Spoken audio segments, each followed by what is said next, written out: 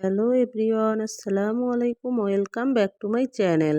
আজকে আমি আপনাদের সঙ্গে শেয়ার করব বিস্কুট আর ডিম দিয়ে দারুণ মজার ক্যারামেল পুডিং। এই পুডিংটা খেতে যে এত পরিমাণ মজা হয়, বাড়িতে না বানালে বুঝতেই পারবেন না। পুডিং বানানোর জন্য আমি 4টে ডিম নিয়েছি। আপনারা চাইলে ডিমটা কম বেশি করে নিতে পারেন।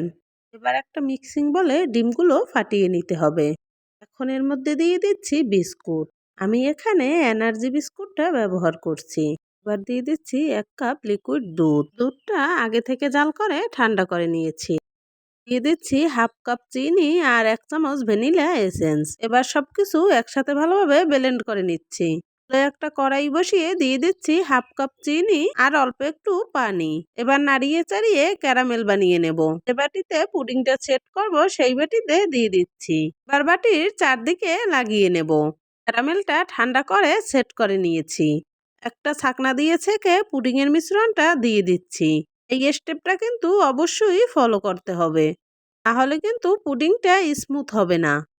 আবারও একটা কড়াই বসিয়ে পরিমাণ মতো পানি দিয়ে একটা কিচেন টিস্যু দিয়ে দিচ্ছি। এবার এর উপর থেকে পুডিং এর বাটিটা দিয়ে দিচ্ছি।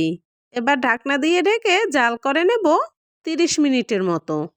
একটা লং দিয়ে ঢাকনার ছিদ্রটা বন্ধ করে দিচ্ছি। ফিরে আসছি 30 মিনিট পর। পুডিংটা কিন্তু কুক হয়ে গেছে। একটা কাঠির সাহায্যে চেক করে নিচ্ছি। কাঠিটা কিন্তু একেবারে ক্লিন এসেছে। এবার একটুখানি ঠান্ডা করে নরমাল ফ্রিজে রেখে দিচ্ছি 2 থেকে 3 ঘন্টা। ফ্রিজ থেকে বের করে পুডিং এর চারদারটা ছাড়িয়ে নিচ্ছি। এবার একটা প্লেটে নিয়ে নেব। পুডিংটা কিন্তু খুব সুন্দরভাবে সেট হয়েছে, একটুকুও ভেঙে যায়নি। তেও কিন্তু মাশাআল্লাহ অনেক সুন্দর হয়েছে।